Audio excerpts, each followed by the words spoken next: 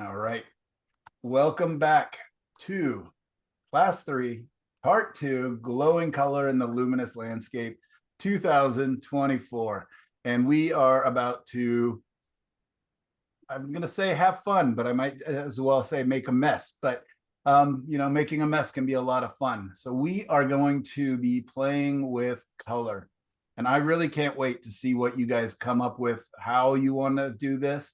Again, it's so open-ended.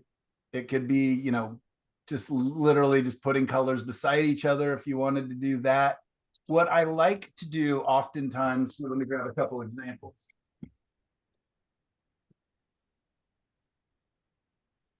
Is I oftentimes will take a piece of paper or, a cheap canvas, cheap piece of board, and I will just put tape on it and I will just section it off. I have, numbers of them that where I do that, where I just want to experiment. This is just paper, but it's specially made for painting on. It's nice and thick. So you can see where the blue tape was at some point. And this one is from just different edge quality in brushwork. So it starts with very firm, crisp brushwork, gets a little less, all the way, this one has some edge quality and some soft edges. And you can see, even though they were just abstract, they always end up looking like landscapes, right? You can kind of see something in it. And then this one has no hard edge quality. So this is kind of what we'll be doing in the next class, where we're dealing with edges and brushwork. But I do a lot of these. Here's one with just black and whites doing the same theory, right? Hard edges all the way to super lost where all the edges are lost. And I love having these. I've got stacks of them just, and on paper, they don't take up much space. Some of them are on panel. This one was just different types of sky quality. Some of you guys were students in this class where we made this. And so this is something we'll also be doing in the next class, just looking at different types of clouds, different types of skies, different, here we are using vibrant colors versus dull colors. So lots of fun. I like these because they're basically notes for myself. So when I'm, doing a painting, I can refer back to these, right? So I don't have any like this right now, or maybe I do, but it's put away somewhere, that are just about color. I mean, this one kind of is, where it's a primarily green landscape with a dash of pink, and then a primarily reddish landscape. But they're notes for ourselves. So that's the great thing, is that you are going to have this information however you decide to do it. Today, I'm just going to be doing it on little panels. Again, I got a whole bunch of just scrap panels. They were, the cuttings from big panels that they were making. And I love them. So I'm just going to have, a stack of 4, 5 different color schemes that I can refer to later when I'm making other paintings. My goal today is to do probably 2 really high chroma, just vibrant, splashy colors, and 2 that are more dulled down, where I've, kind of grayed the colors, or maybe it'll be like 2 very vibrant ones and maybe one where one color is vibrant, maybe the yellow stays very pure, and then the contrasting color would be purple, and maybe I'll gray the purple down, right? And then I want to do another one maybe where it's red and green, and maybe both of those will be kind of dulled down. And you'll see that we're still going to get some punch. We're still going to get some energy in it, but what's going to happen is it'll be less dramatic, maybe, in my opinion, a little more naturalistic.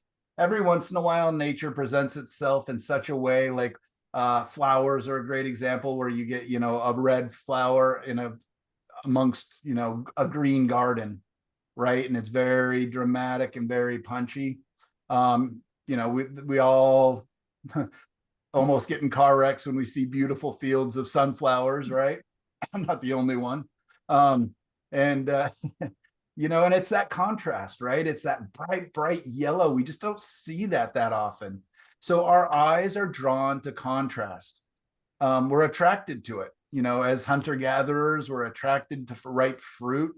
We're, you know, so there's a reason evolutionarily that we are attracted to strong contrast. We also see them, you know, in the sky, the sunset, the sunrise, and we're attracted to that, right? I mean, how many of our dating profiles, I'm just kidding, say I love watching love watching sunsets. Basically what you're saying is I love watching color contrast, right? I love temperature contrast, long walks and watching the sunset. Yeah, so in an artist dating group, it would say I love long walks on the beach looking at color and temperature contrasts. um, anyways, so yeah, that's what I'm gonna be working on really quickly. I did put up a little underpainting of a landscape so that I can talk us through that 4 values that I kind of briefly brought up in that handout. We'll have to add a mountain because I don't have a mountain in there, but that's no problem. And then I'm going to show you an example. If you were in the, here, let me make myself big here. If you were able to join us last Thursday for our little extra paint together, that was a painting I was working on there, that bluey one there with a yellow sky. And that was in practice for this. Just kind of thought I should make something that's high chroma, and I'll show you guys when we get up to the easel. And then I have a couple other that are in progress. Well, one other that's in progress.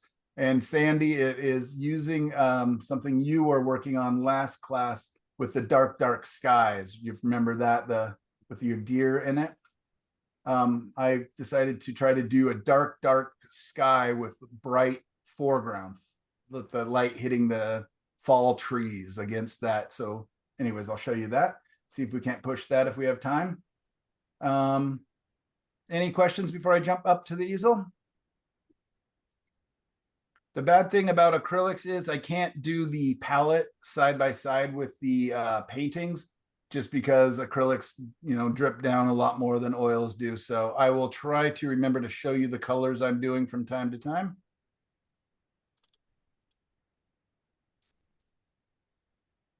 All right.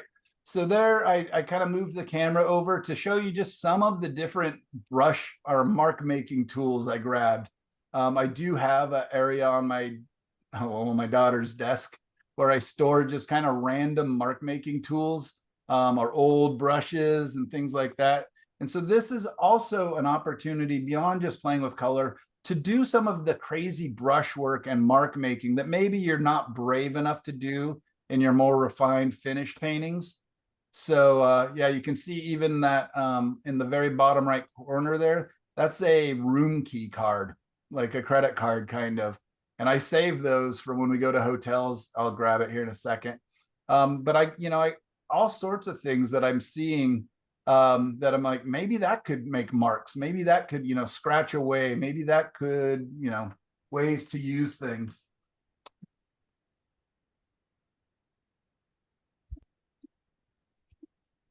So here's what I was talking about the room key card. So it's just like a credit card there. And they're very flexible.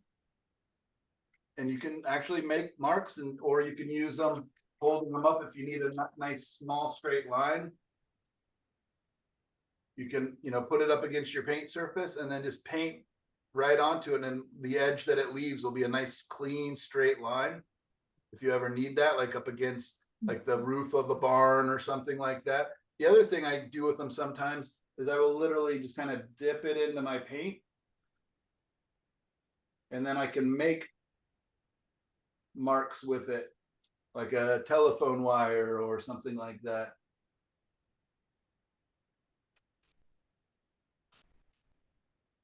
Anyways, can do interesting things. So just constantly just kind of being open to different ways of working. We've got a student who in our class is painting with their fingers. I think that's amazing.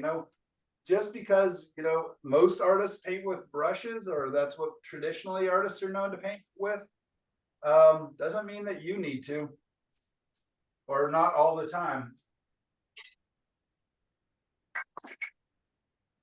So I squeezed out the acrylics This is a set I put together when I was doing a dueling easel. Michelle was there and got to use these crazy colors. They are kind of a kid's quality, and I did pick very vibrant colors when I bought it. I didn't buy this set of colors for myself. So they're a little bit different from what I would normally use.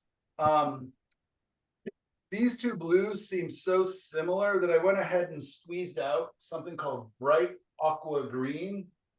I'm using basically just these big tubes of Utrecht paints. So even though they're not the colors I would normally use, I still put them out. You can see that I put them out in more of a color wheel, not in the line that I normally would. So I did put out a yellow that this one's just called lemon yellow hue that kind of leans towards the greens more than this one, which is called medium orange, actually. So I guess it would be more over here versus a true yellow, but it, you know, leans towards orange. A red that leans towards orange, a red, they're calling this one medium magenta, which I think leans towards purple. This one is my ultramarine blue, which leans towards purple. This is the color I'm not sure of because it's literally just called primary blue. I have no idea what that means. I tried doing a little bit of an experiment to see if it made nice greens there. And I kind of thinned it out just because when it's so dark, it's really hard to see. Yeah, I don't know exactly what color we're dealing with there as far as a blue, but it definitely, yeah, I would say it leads more green than this one. But because when I squeezed it out, I wasn't sure, I went ahead and squeezed out another color. Again, not a color I would use very often. It's called bright aqua green. It literally has green in the title. It looks like a gorgeous color. So I thought, you know, use that probably to make very nice greens in conjunction with the yellow and everything else. So I'm like, just like all the time, I'm playing, I'm experimenting, I'm trying new things. And what a better, you know, there's no better opportunity than with what we're about to do here, which is just playing with color. I have a little pile of white, which I don't know if you can see on the monitor or not. It kind of disappears onto the white surface. This is the Stay Wet palette. I've wet everything. There's a sponge underneath my paper, and I soaked it for approximately 10 minutes with really hot water and soaked the paper and the sponge. And so this will stay wet for days, which is fantastic. That was the big reason I hated acrylics before, and now I kind of love acrylics. I've got up here, I think it's a burnt umber, but it's just a dark brown. Yeah, it is a burnt umber, and I have a little bit of black up there as well, just in case, you know, maybe it'll just speed up some things.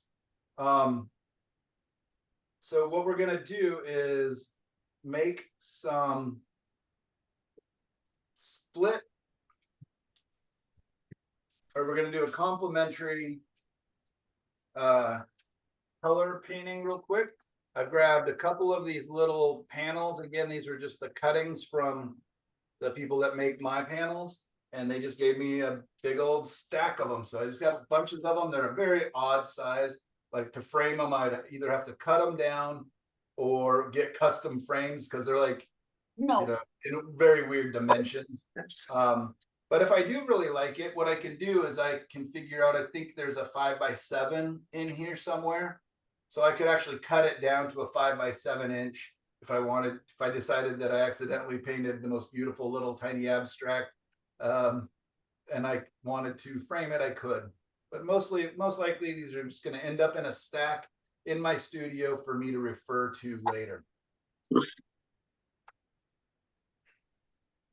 Okay, now comes the part of the class where we are painting by committee. All right, so I want to hear from you guys and see if I was to say, I want a painting that illustrates, and again, you can do this however you want, but I'm going with my top 5 character traits, right? My top 5 personality traits that make me. It says the top one after I did the VIA test was curiosity. When you guys, just for a second, everybody just close your eyes. When you think curiosity, what is the primary color you think of when you think of curiosity? Just go ahead and. Yellow. Yellow. Yellow, good. Yellow. Red. Right, I like that. All right. Green. Or Yellow, orange. green. Black. Oh, black. That's what I got. All right, okay. Well, I'm gonna go with yellow. I'm just gonna get some yellow on here.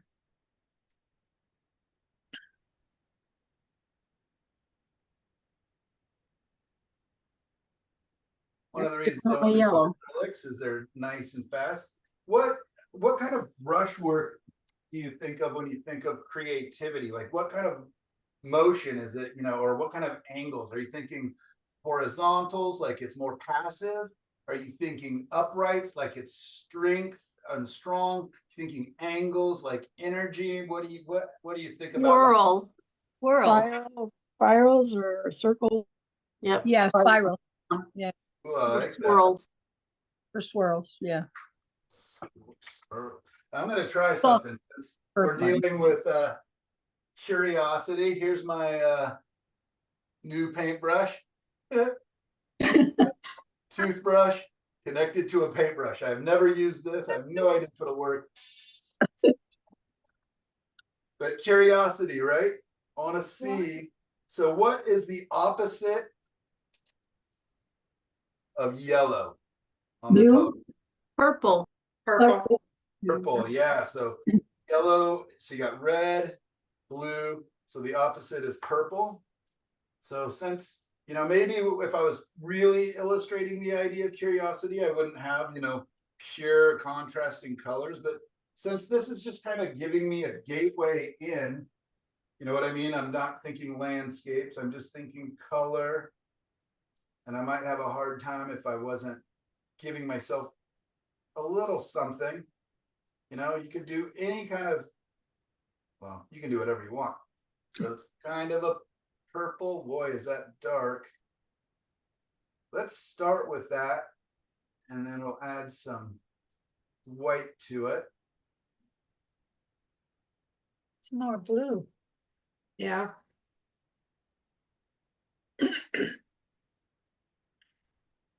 Yeah, I might have to add a little bit of this red. This is such a cold red.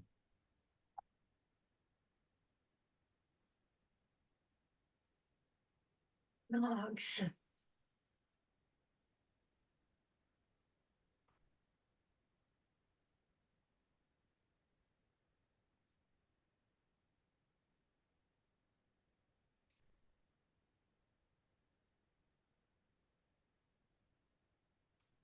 Already I'm having fun. Like just mixing purples is so fun. Just like, a dark bluey purple, which I mean, that barely looks purple to me at all. Might have to.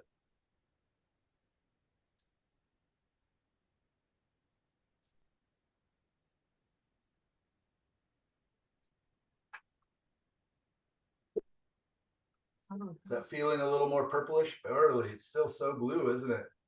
Mhm. So that's also what's fun about this is I'm learning, like, out of these colors, which ones are way stronger than the other ones. This blue seems quite strong. I want to try something interesting. I'm going to take this turquoisey color and see what happens. Right? We're painting curiosity. I'm being curious. I have no idea. I've never barely used these colors at all, maybe never. So this is just my opportunity to experiment and try new things. And I hope you guys will take the opportunity to do that little test, because I think it's just interesting to see which are your primary character traits and how do those lead towards, creativity and art. Like, I mean, again, my number 1 is curiosity. My number 2 is gratitude. My number 3 is literally creativity. 4 is appreciation of beauty and excellence. 5 is humor. So like, just, it's interesting, like, okay, you know, if somebody else, their number one thing was perspective or fairness or social intelligence or kindness, like how does that change how they approach art, right? I think it's important to kind of, I keep saying it, know thyself. And it's interesting just to kind of go, you know what, this is the kind of artist I am. Maybe I'm more pensive, maybe I'm more exploratory, maybe I'm more, you know, energetic, maybe I'm more calm. And there's no right or wrong, and that's what makes it art is, you know, we find something we want to paint and then we bring ourselves into it. All right, so we said swirls. All right, so first thing I probably want to do is create some strong contrast in there by putting the colors side by side. I'm going to make a very strong contrast right away because I've got yellow, which is very light in value, right? And it's also very bright. I put basically a pure yellow, so it's very strong chroma. So I'm going to add, let's just put it down here, some really dark purple. One thing I do know is that these acrylics are, again, they're kind of cheap, so they are somewhat transparent. They don't cover really well. I'm trying not to touch the yellow too much here. Where else should we put it? Maybe a little bit here.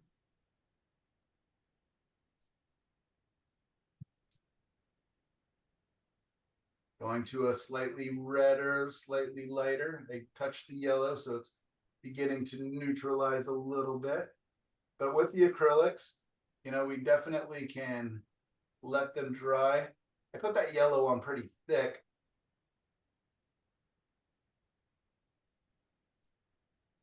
I'm gonna go to a more reddish, lighter version of it. Let's see if I put.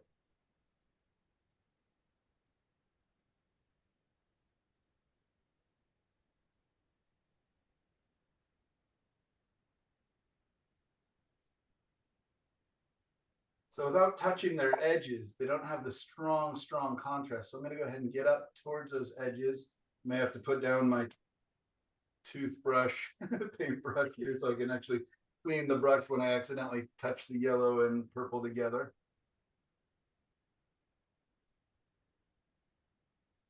But already I'm beginning to feel like, wow, that is a very vibrant, strong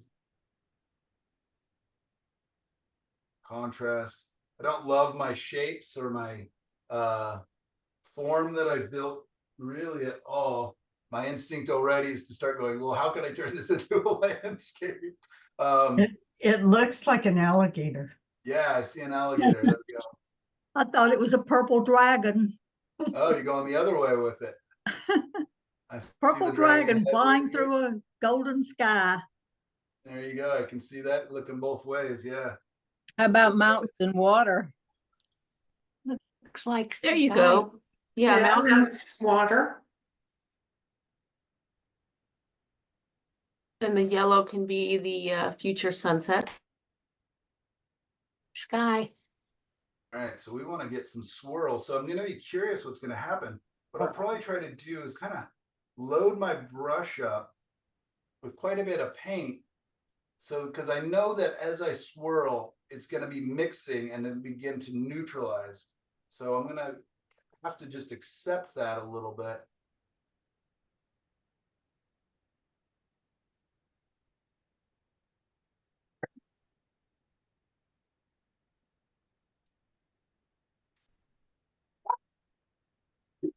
Perhaps we're going to use your toothbrush for that.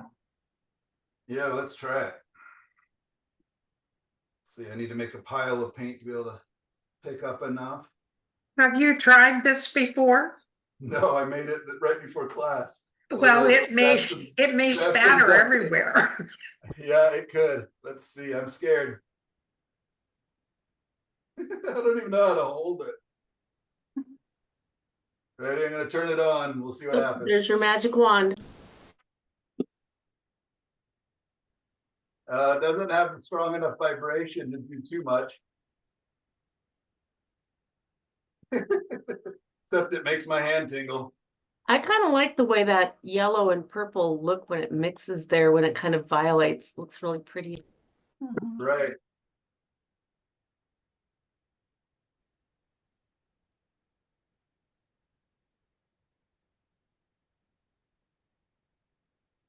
All right, it doesn't do much. Maybe it'll be fun, but might be nicer like over a dry painting. I mean, there is some interesting little marks there. So that's another thing we're gonna be able to do in this painting, is I'm gonna be able to do something called like double dipping. So let's move it back down here. So I'm looking at this pile of purple here. I'm just gonna go ahead and mix that.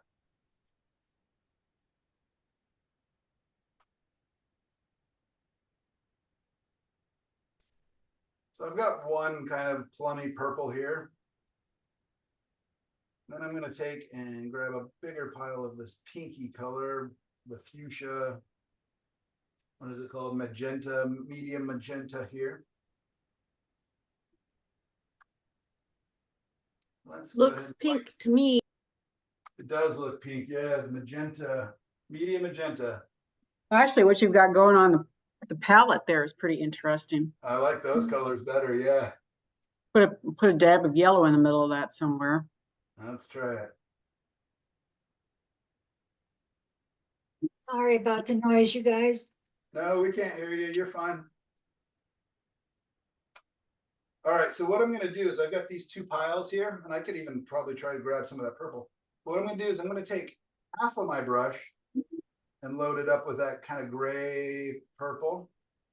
And I'm gonna take the other half of my brush and load it up with the more pinky purple.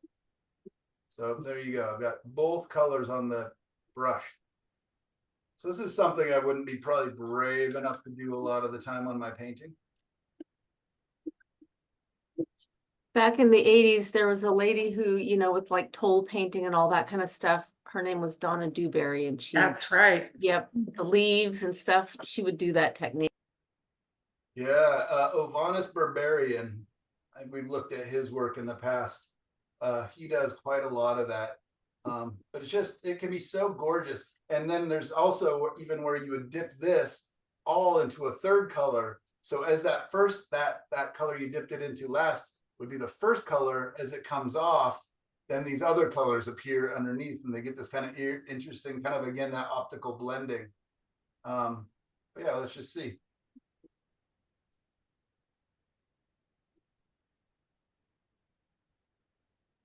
It's interesting as it begins to come off the brush.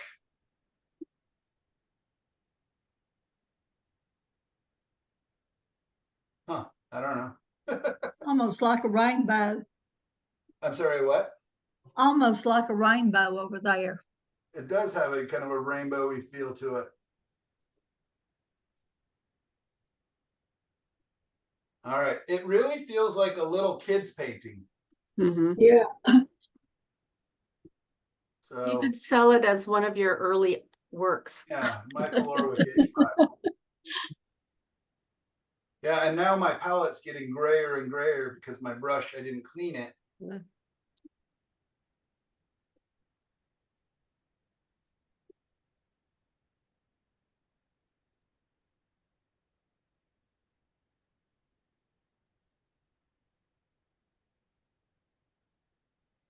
All right, well, I absolutely do not love this painting.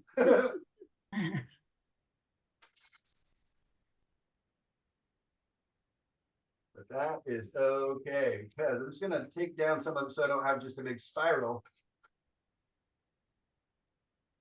And I can just simply take this brush or another one. I'll just use this brush. And I'm just gonna squish that down. It definitely stayed wet a lot longer, the yellow. But all I'm gonna do now is end up with a toned canvas that I can use on another painting. Or maybe I'll see. Now you have a landscape coming through. I was just gonna say that. Let's Now it's see if on I- to your second demo, right?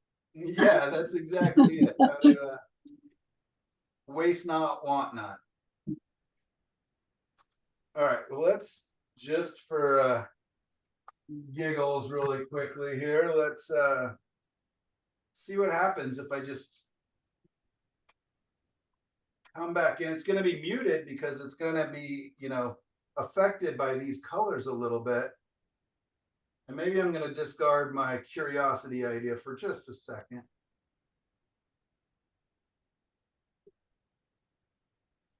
Let's just, Can you wipe away with what you've got going there right now? That's what I was thinking. Yeah, me too. Yeah. Little sun action. That'll make it a lot easier.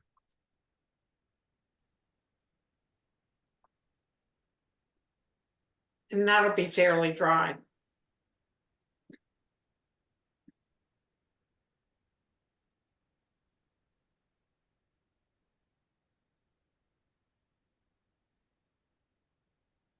Blowing heel. You can literally hear my daughter in my head, Dad, they're always landscapes. There's nothing wrong with that. You think in terms of landscapes, it's I where do, you yes. go with it. Yeah, And you exactly. said you got to know yourself, right? Know Right. thyself. Quiet, daughter. Get out of my head. Well, I'm not a abstract painter either, but you could, I suppose, go back in and do some really strong vertical something over the top of that. And Ooh, good idea. I like that. Yeah. Yeah, it could be close tree trunks, yeah, I mean, landscape things. but what would make it abstract then is the fact that that looks like it's really in the distance. And if you did really strong purple verticals or something over the top of that, I don't know. Yeah. No, I hear you.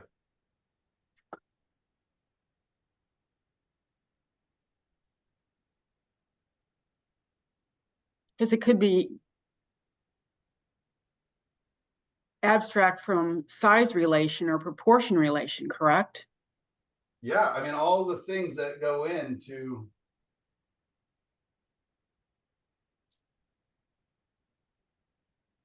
I'm thinking of that one abstract that you showed us in the beginning that had something soft and subtle in the background, and then it had a really strong horizontal and then vertical marks that you had up earlier today.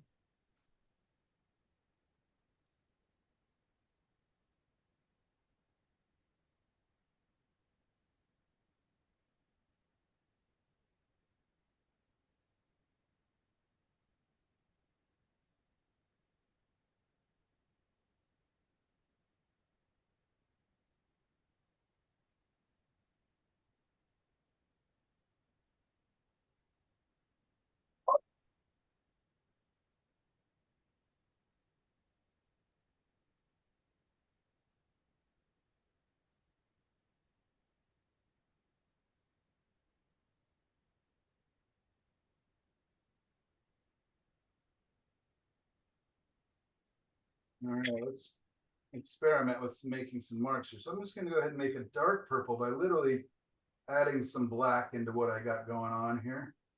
And I'm just loading up this crazy thing.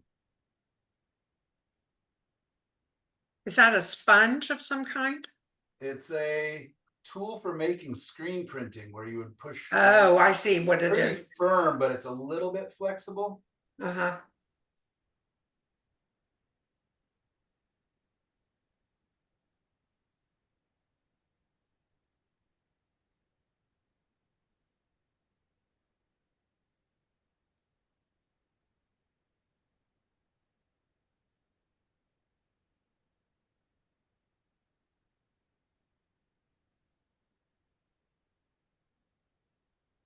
Yeah, I don't know. Looks good. Looks better than it did. Yeah.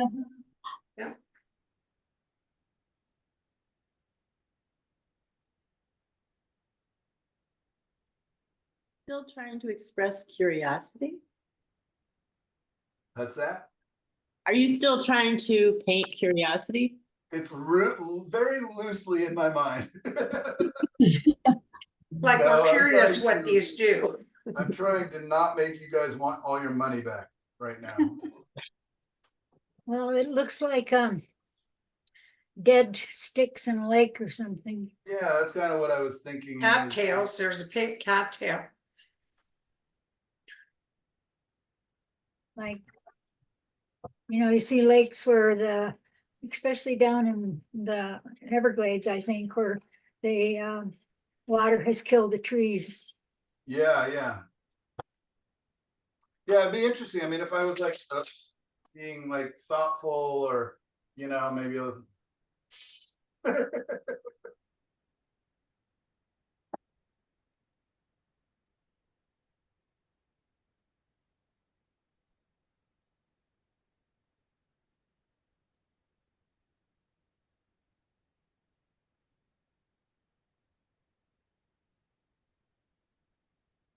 but it still has the purples versus the yellows. So I've got that kind of, contrast. I've got purples that are bluer, purples that are pinker, got all sorts of stuff.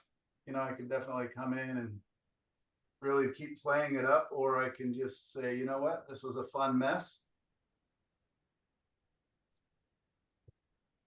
I don't know. What would green do to that? Or do we not want any green? Not in this assignment. I'm really thinking just the contrasts at this point. Okay, Yeah, I mean, it'd probably make it better, but I'm just curious about, yeah, what happens. And then Are you wanting to keep it high key like that? that was my goal in this one would be Okay. kind of a high key. Yeah, because my instinct, let's just say, Would be to is put a do dark just what purple in happens it. if I do this. Ah, great. Do you have a roller? You were Love talking it. about, Oh, yeah. That's great.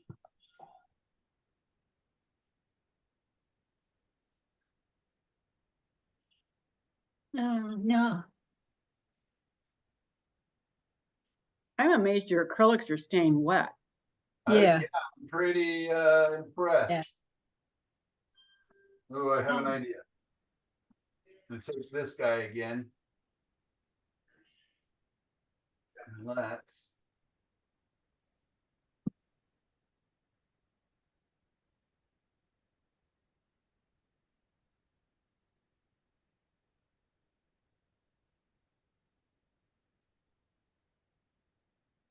anyways, the point being that I'm just experimenting. Maybe making an abstract so quickly is tough.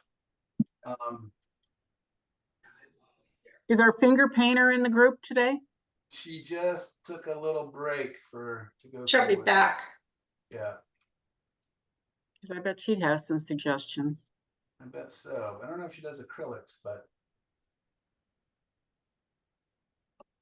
I remember years ago when I was painting, I was using a lot of color and I didn't like the way it turned out. So I just took my hand and smeared it around and around. I like that painting. I like that better than what I was doing. and you liked it?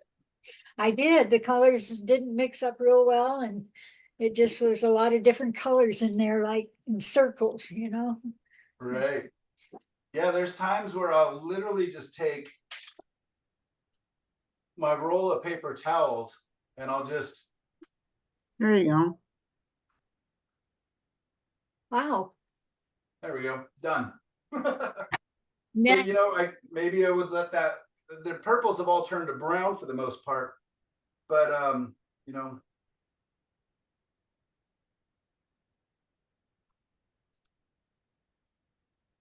see what happens if I bring high chroma. It should make those colors look a little more purpley again.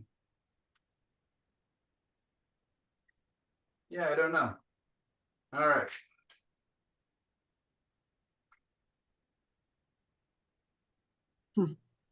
Almost an abstraction in there. I mean, I guess it is fully abstracted. It's just chaos. Can you Well, darken the on the right there where sort of the tree and maybe the water line would be just a little, maybe a little darker purple in there? I'm sorry, He wants it high chroma. on the mid or on the, On the where on the right, I'm seeing like trees and a lake. sort of, just Mhm. something to darken that middle section in the water line, along where the water line would meet the tree Wow. in the back. Yeah, Yeah. kind of in the middle of the painting on the right. Yeah, I've ended up with a You could pile. do opposite then if you want to stay high chroma and take your tool and make a horizontal yellow line in there. Oh, yeah, that's an interesting idea. Let me try. There.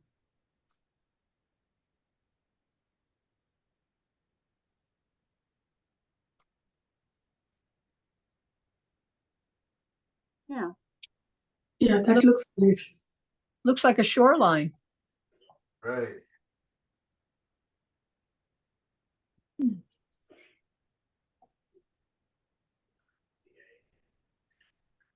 So Michael, are you going to have the free painting tomorrow? Yeah. And I'll tell you what I won't be doing tomorrow. abstracts.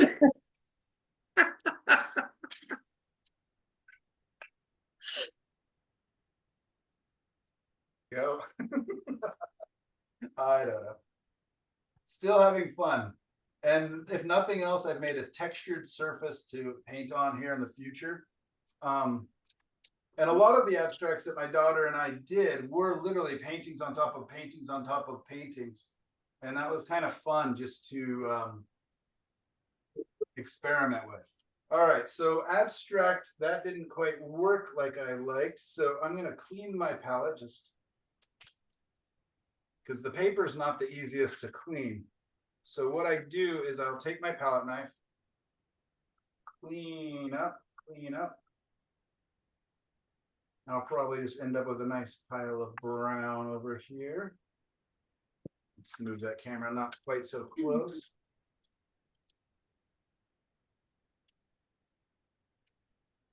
But because I want to have some kind of fresher colors and come up with a new way to make strong contrasting colors, this time maybe what I will do is like bands, maybe think of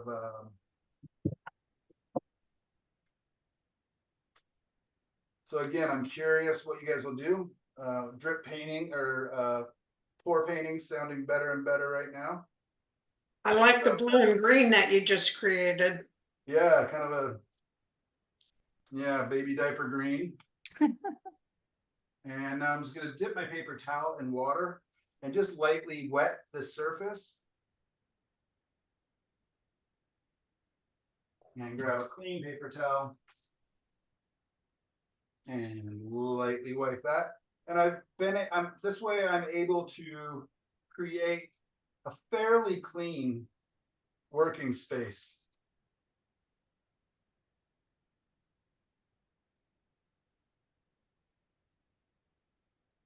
That turquoise stained a lot, didn't it? That's interesting. Yeah, it's strong. You know what? Now I'm kind of beginning to see like a swampy something or other or something like I could definitely see having fun with that. So you're out in a boat and you're looking at that from a distance and it is swampy. Yeah. Let me shut this blind.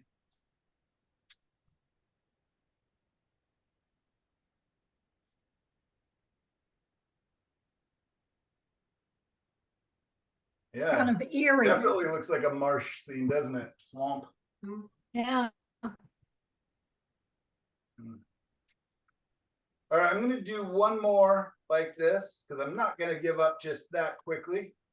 Tell me a color contrast that you think of here. So pick a color. Could be Are a you primary doing, or a secondary.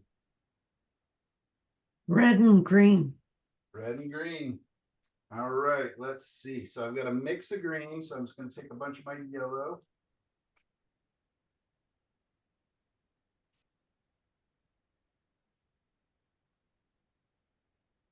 All right, that was easy. I've got a red here already, kind of a primary red.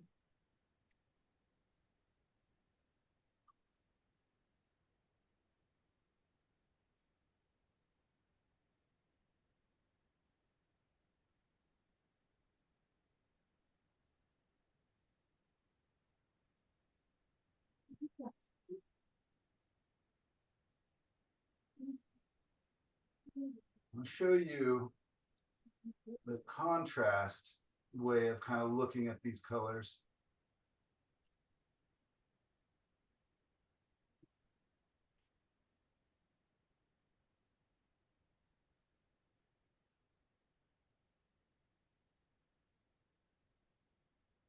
I'm mixing up a couple different variations on not red, but reddish, one red. Lime green would really contrast there. Wouldn't it? Yeah. And there's your values. You need like an army green. No, a lime, like a bright, You want Lime. a Christmas tree green, bright green, yeah, bright yellow green, leafy green. Bright yellow green first. something, doesn't matter. Would that go maybe next to the pink?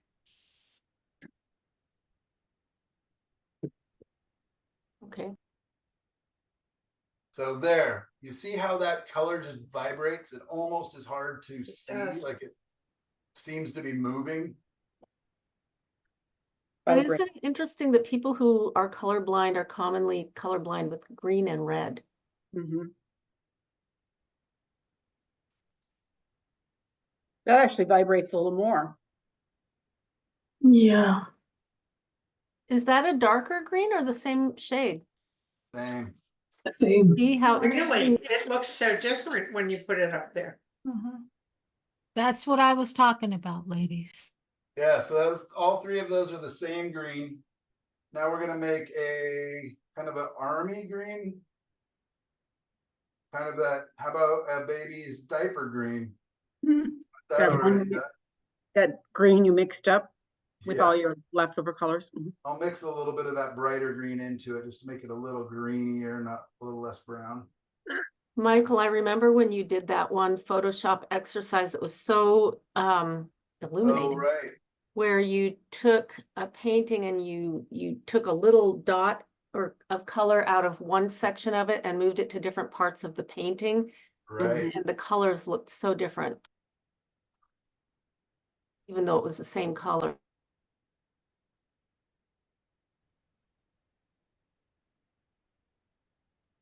I forget the name of the gentleman that did the pointillism. That was kind of his theory, is putting dots of contrasting colors next to each other. That's Syrah. Syrah, Syrah. yeah. I mean, that already looks like a better abstract painting. You need little smiley faces. I know, yeah, exactly. I think this is a good illustration of why people shouldn't use blue tape around their That is paintings. very true. Yeah. I know, I've always wondered, I mean, I've heard they do make a gray paint, but I never see it. You said don't use a blue paint around what? A blue tape Tape. to put around your painting Why not? because the color of the blue Oh, changes the colors around it. Yeah. Interesting. It's at Home Depot. I do that all the time, but that's a good point. Very good point. I just use masking tape. Yeah, I Cuts do. no color at all. That's a good idea. I use black tape. Yeah, I saw that. It looked really nice. It looked like a nice frame. Mhm. So it's black masking tape? Yeah, black artist tape. Oh, Whoa, I've never seen that. find it on there. So Now that's you're really doing interesting. portraits instead of landscapes. Yeah, do you see where that turquoise and that red meet? The Yeah. camera's putting a white line between it, but there isn't. Yeah. Wow. That really vibrates. interesting. I love this. 3 little ghosts at a bicycle rack. This one's wearing, I guess they're little French ghosts. Hooray. Little beret. The little berets. And there's the blue-haired lady. I'm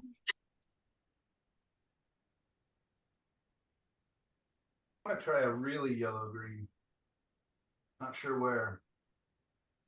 Put a little bow tie or something There you go. underneath. was gonna say they kind of look like little houses with Yep. front of Yeah, them. good. And a fence. Oh, I like Whoa, that. Ooh, I like that. yeah. Could have mixed up more of the color. Like that. Mm-mm-mm. Got to try to match that color because I used it all in that gentleman's shirt. Let's see. Nope.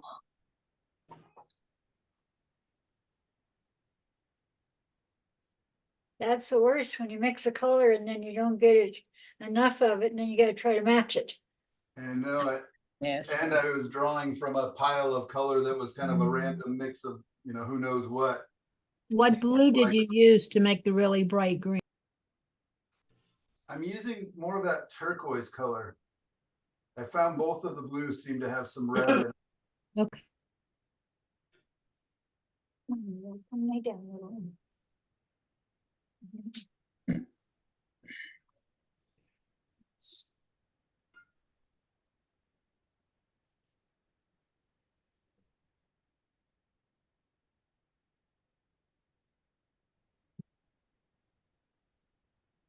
It's funny how you want to make something that you recognize out of that. Could be faces, could be houses, but your mind wants to make something of it. Yeah, your brain is working.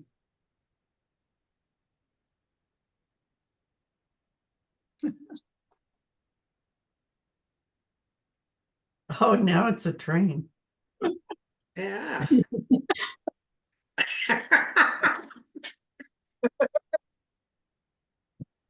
Oh boy. Somebody has an imagination.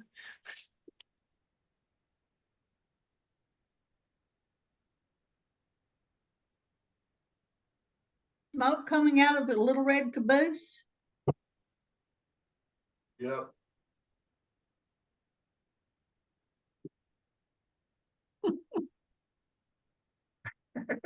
Woo, woo. All right. But it is interesting. I mean, just the colors within are very fun and interesting. I actually kind of like my little train now.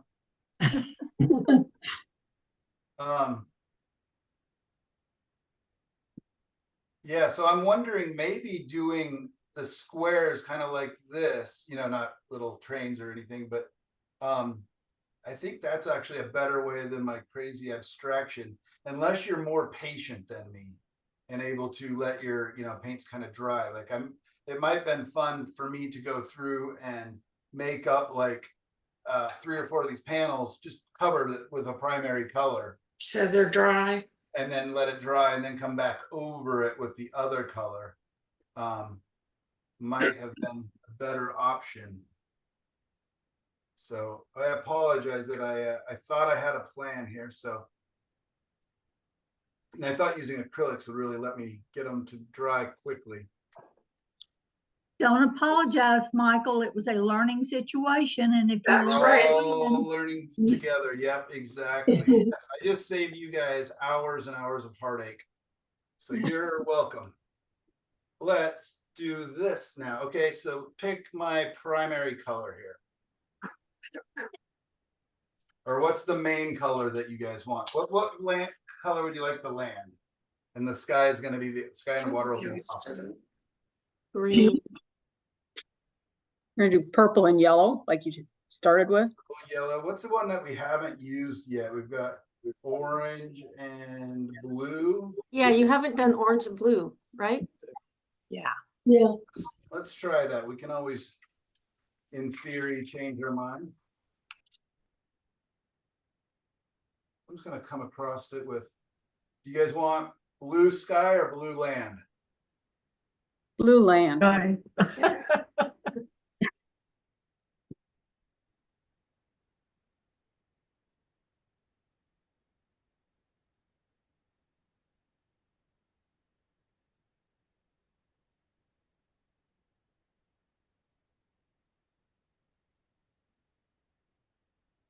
Was this painting an oil painting? No, it was acrylics. And that's what I'm not worried about it right now too, because I can always just paint right over the top of this. but we're experimenting, we're having fun. I'm using yet a new mark making device, you know, for today. I'm a little more comfortable with these, but Well, you can't put oil over, or acrylic over oil, can you? you cannot. I mean, you can, it just won't stay there for too long. Yeah. Right. It will delaminate. Let that sit for about a couple seconds. Oh, you can actually kind of see a little bit of the value structure in there. Maybe this will speed up the drawing if I kind of pat it down and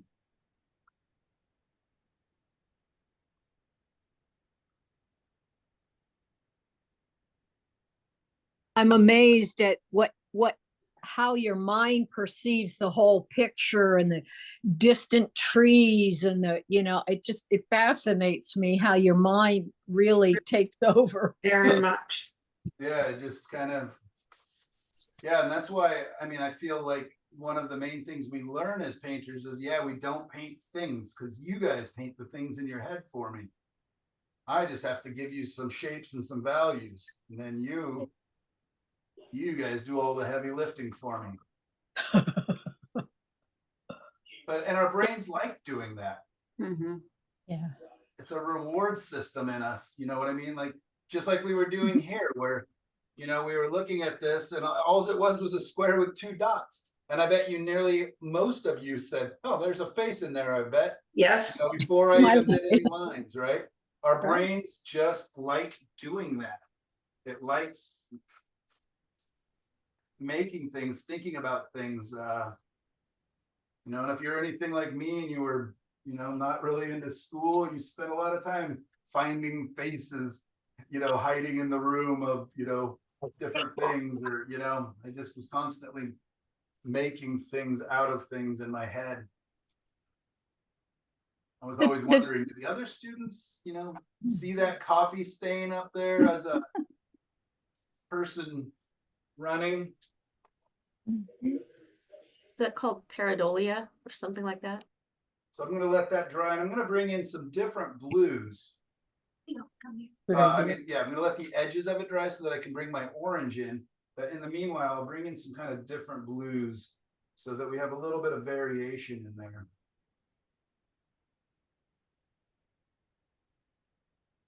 Now, is this technically our second assignment? No, this may be what I should have done in the first assignment. No, I think that I just proved that I mean, the first assignment is, I mean, what all I want you to do is come up with some of these just to show examples. So it could literally have just been the red versus, you know, with the green inside of it, just so I would have that, because I do see a lot of potential in there for different paintings and different things, and just beginning to understand the contrasting colors. And how strong they are. I mean, again, if I just started taking a brush and hitting that a couple times, all of a sudden it would become brown, right? Because it's got green, which is red or blue and yellow on top of the red. So yeah, so an exercise I used to do when I was teaching kids. So when we took our trip around the world, my wife, daughter, and I, we did something called Studio Everywhere, where we took art supplies to kids all over, went to a bunch of orphanages and How wonderful. different nice. schools, and we even got to Nice. stay in orphanages in Thailand and stuff. It was really neat. But we would take art supplies and do projects with the kids. And the project we did was called How Do You See Yourself? And there was no rules. Like with most kids, you know, a lot of kids would like do a soccer player or, you know, but like in some countries, like when we were in Costa Rica, the orphanage we were at was at the base of a volcano, and every kid drew their face on a volcano. They drew a volcano first, and they would draw their face on it. In Interesting. other countries, other kids, you know, were all soccer players. In Laos, all the kids drew themselves as fruit. Like, I have no idea why or what. Like, I don't know, because I don't speak the language, if it was being lost in translation or what. But anyways, we would introduce them to these art supplies. You know, a lot of them had never used paint before even. And so we did an exercise very quickly to teach about color mixing. And I'm just gonna do it really quickly. It was super fun. So I would, with our acrylic or tempera paint, I would have the kids put out their hand. And I would paint their hand. Oh my goodness.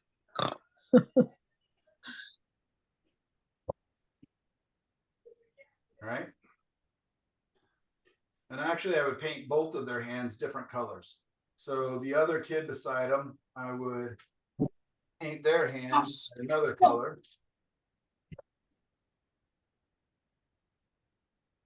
So I'm painting my buddy's hand now. Trying to without. Right? So you get all these giggly little kids with painted hands. These crazy Americans coming in. And I would have them put a handprint on their painting. And then what I would do is I would have them high five their neighbor. And then they would pull their hands away. And all of a sudden they would have green paint. And it was like magic. Right? You take the blue, you take the yellow. It was such a fun way to play with colors and teach them about color mixing really quickly in their anyways. I always enjoyed doing that. I would put a lot more paint on there. This doesn't have very much paint, but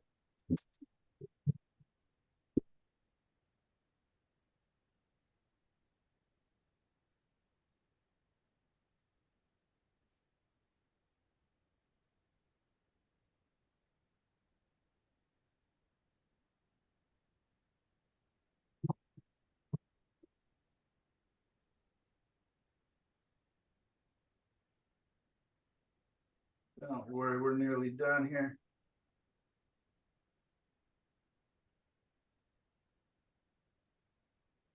Well, I have to say, I must not have a life because I could sit here and watch you do this all day long. You're making this mess awesome. You're welcome to it. Come and hang out with me.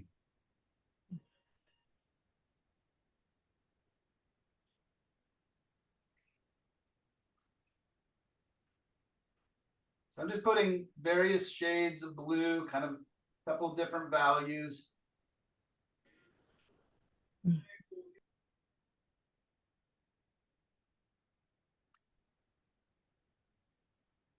Hopefully it's taking on a little bit of a form, a little bit of structure. I'm going to actually add a little bit of white to my blue to really lighten it up a touch here.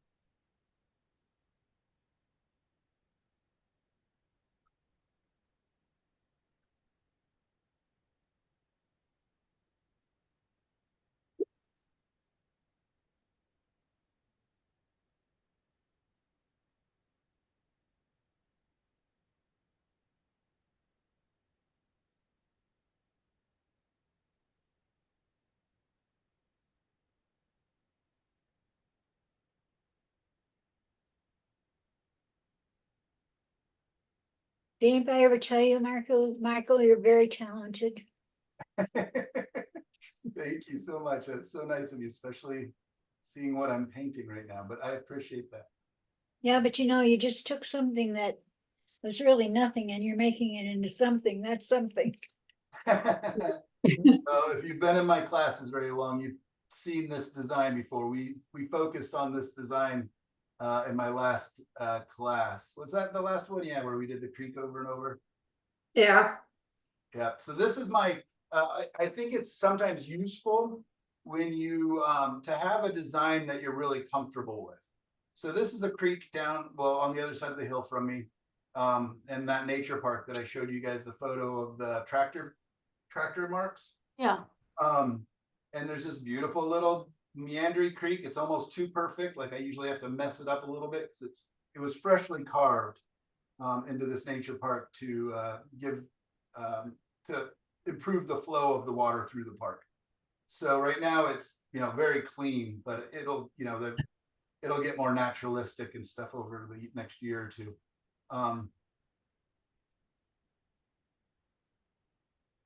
Which park is that? That's Walton. River Bird place, right off Highway 99 there, or off Roy Rogers. I go to the Roy Rogers entrance, is the backside entrance.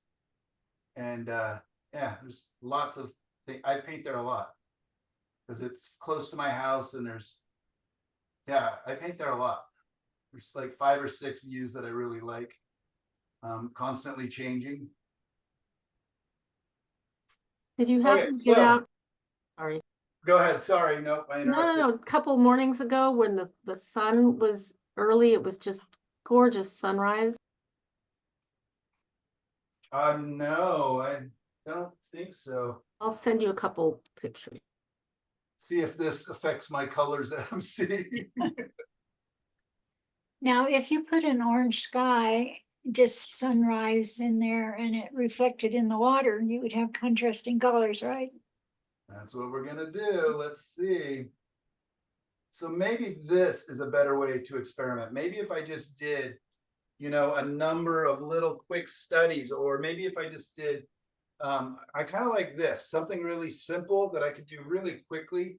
In fact, let me take and cover this with yellow so that it's drying. It's gonna be yellow green. Ooh, Could that you yellow- technically just create like 4 notams on a sheet, you know? Yeah, and you then- totally could. Yeah, okay. And then just pick your colors from, yeah, okay. Yeah. Yeah, do I have permission to reuse some of the former stuff and apply it to this? 100%. Yeah. Yeah, no, all I care about is the learning of it. I don't care about any. Wow, that is not yellow.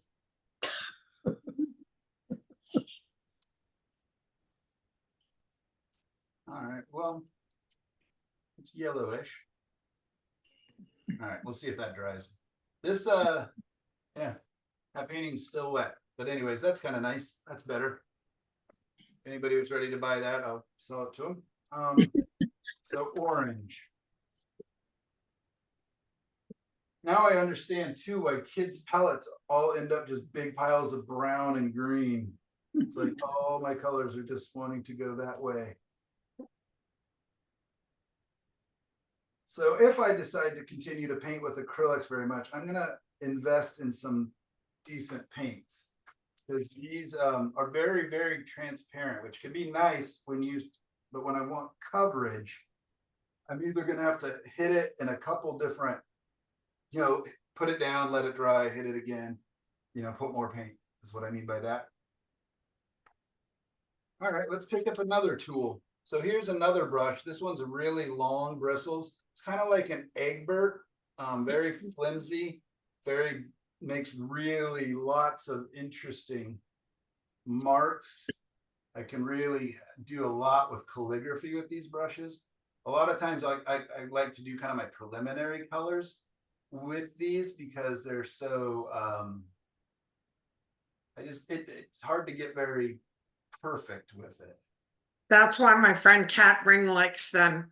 She said, because you can't control it, it kind of does what it wants to do. It really does. It's very liberating.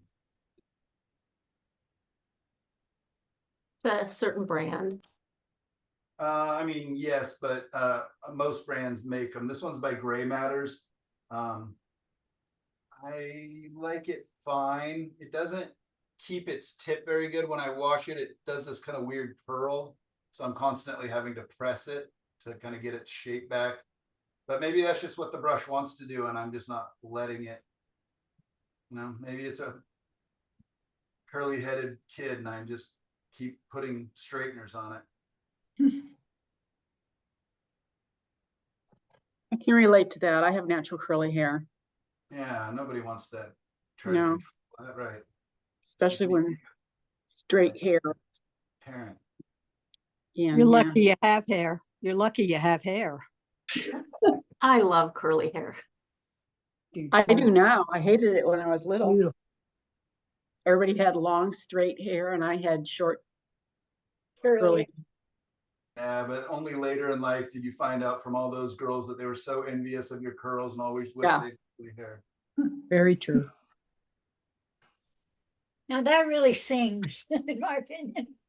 Yeah, I mean, And the look orange. at that. I mean, I haven't even put them up side by side yet. There's still a little bit of white, but look at that vibration. It's crazy. Mhm. I mean, It makes the light on the top of the trees just pop. yeah. Mm. A lot Is, of fun. is that orange or more yellow? That's orange. That's weird that Okay. it looks so yellow.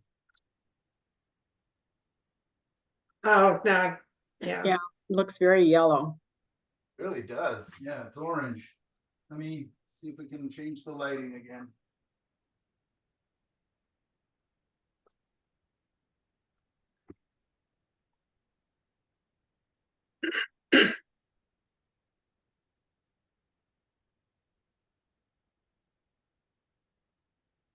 Hopefully soon. I bought my new lights for the new fancy lighting system that'll be brought in. There we go.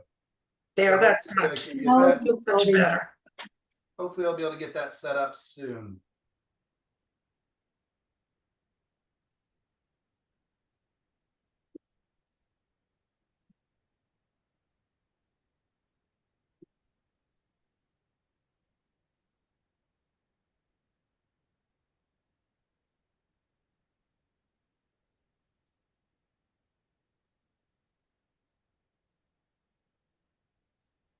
Oh, the sun went down. Yeah, that is funny. Left everything in the shade.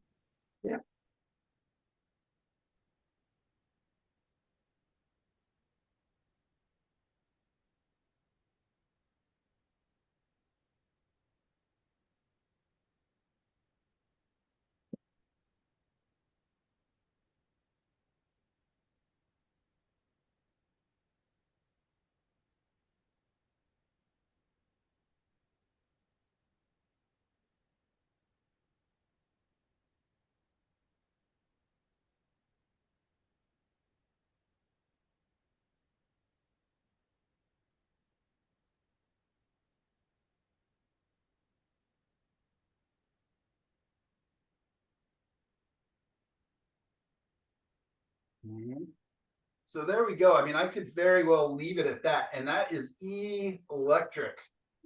That is just really alive. But I'm not gonna leave it there. I'm gonna keep messing with it.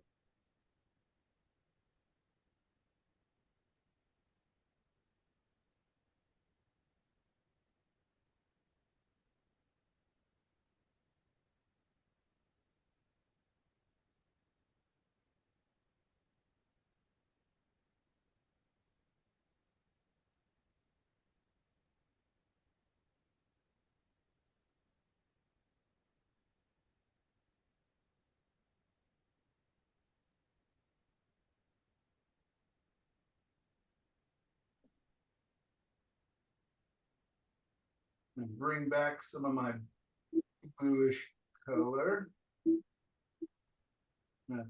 Dole it down with a bit of white. And this is an experiment here. Let's see what happens.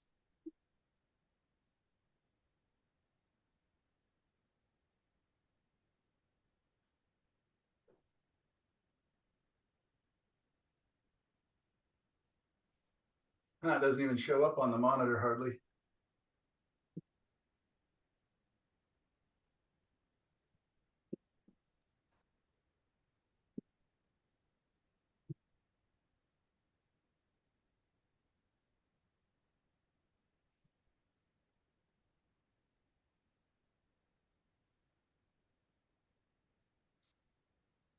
So I'm taking down a lot of the orange, but it's not showing up to make it. Oh, I was thinking making it more special. So by having less of it.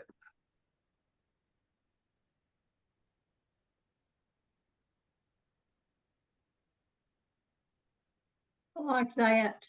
There Yeah. we go. Just took, needed to be bluer.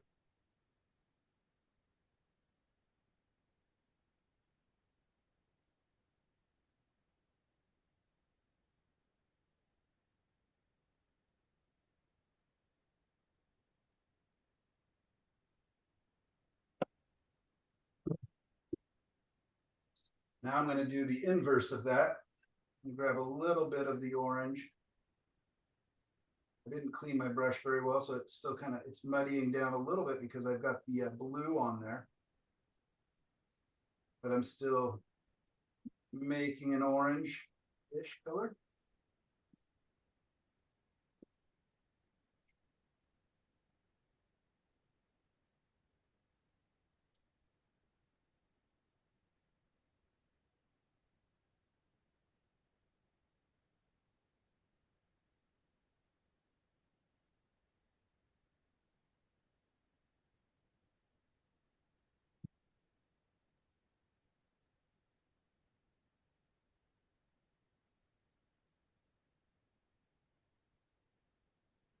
So I'm just seeing how I can, what happens if I neutralize the colors using each other a little bit so that they're a little bit related. I'm not sure I like it.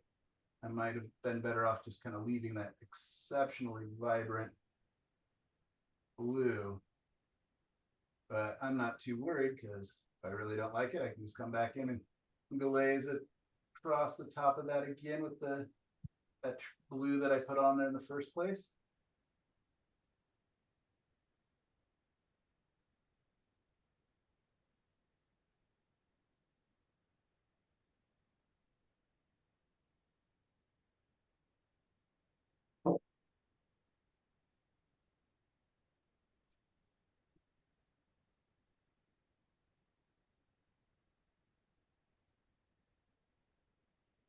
There's the finger painting. What's that? Your Is it finger there? painting. There we go. Yeah. All tools are welcome. Yeah, well, fingers can do a lot. If you wanted to paint a mist, could you use that kind of very faint orange to kind of come in and paint a mist? Yep. Okay, just, I'm never sure. Okay. You can use, yeah, I could use a lighter blue. Let's Mhm. do it. So Mhm. lighter blue, Mhm. and we'll bring it across to the orange.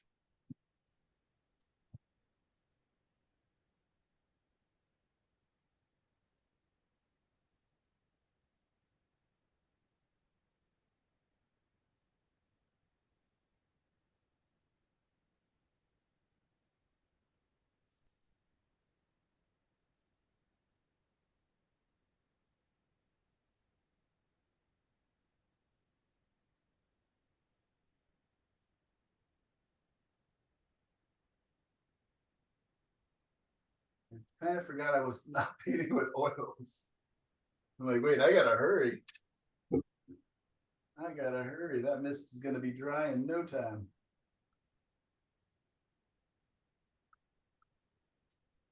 Very bright mist.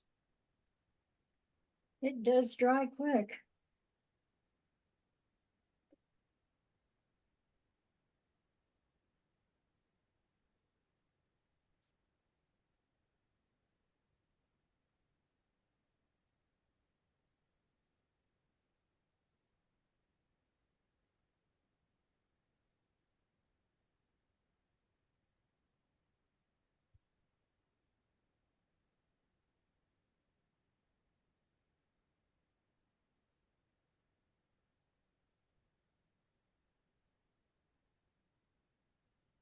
I have Misty.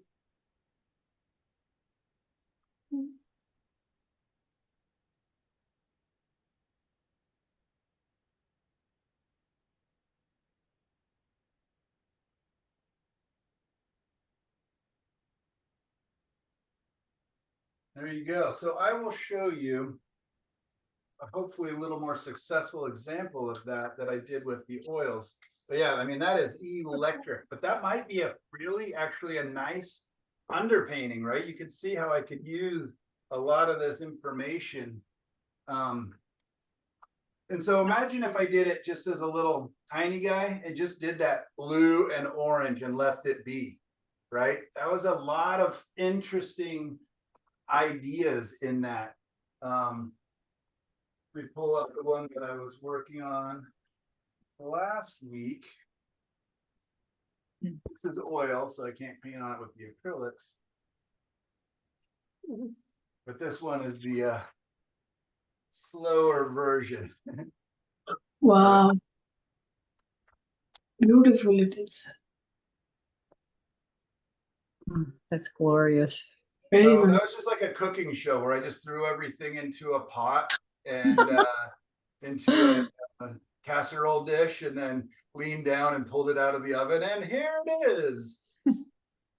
But you can see how, I mean, it's still, I mean, for me, it's exceptionally vibrant. This whole portion over here really kind of hurts me every time I look at it. So what I'll do is probably bring some Payne's Gray and kind of glaze into that a little bit. Michael, was that one done alla prima? No, this one I had an underpainting that I did actually for one of my previous classes as a sepia tone, kind of a wiping away. Mm-hmm.